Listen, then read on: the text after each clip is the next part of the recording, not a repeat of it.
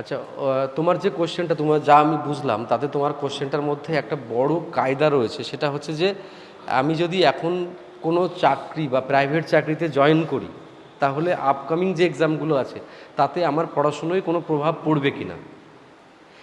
এতদিন যাবৎ আমার মনে হয় তুমি এই কোশ্চেনটার উত্তর তোমার নিজের কাছেই রয়েছে, আর কারোর কাছে নেই। যে আমি এখন 5 ঘন্টা 7 ঘন্টা 10 ঘন্টা পড়ি, যখনই কোনো বেসরকারি সংস্থায় ঢুকবো সে তো আমাকে এমনি এমনি কোনো টাকা দেবে না, কাজ করিয়ে দেবে।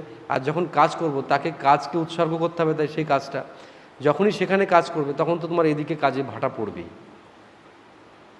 চ্যালেঞ্জিং কথা। এবার প্রশ্ন হচ্ছে তাহলে স্যার কাজে জয়েন করব কি করব না, প্রশ্ন এখানে চলে আসে। এইখানে চলে আসে তোমার আর্থসামাজিক পরিবেশের কথা। আর্থসামাজিক পরিবেশ মানে তোমার ফ্যামিলি কন্ডিশন, ফ্যামিলি স্টেটাস, ঠিক আছে, ইকোনমিক্যাল কন্ডিশন, ফিনান্সিয়াল ফ্রিডম আছে কি না। যদি তোমার ফিনান্সিয়াল আর্থিক যদি ভারসাম্যতা থাকে তাহলে আমি বলবো এই মুহূর্তে অন্তত পরীক্ষার সামনে অন্য কোনো নতুন সংস্থায় যোগ না করাই বেটার, বা কোনো জায়গায় আর না, একটু দেখে নেওয়া উচিত। আর যদি মনে করো ফ্যামিলি কন্ডিশন আমার খারাপ, আমার উপরে বেঁচে থাকছে ফ্যামিলি, বা আমি না কাজ করলে ফ্যামিলির খুব অসুবিধা হবে, সেক্ষেত্রে আমি বলবো জয়েন করা। কারণ ফ্যামিলি যা আমরা জগতে যাই করি ফ্যামিলিকে টার্গেট করে করি, নিজেকে টার্গেট করে করি। যদি আমি 5 বছর পরে চাকরি পাই, 2 বছর পরে চাকরি পাই, ফ্যামিলি যদি আমার না বেঁচে থাকে, বিলং যদি না করতে, তাহলে আমি কার জন্য করব।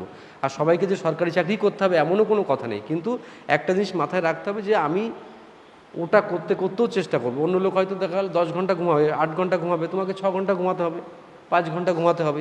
সেরকমভাবে তোমাকে স্ট্যাটাস তৈরি করতে হবে, বুঝেছো ব্যাপারটা? এছাড়া অন্য কোনো অপশন নেই সরাসরি আর।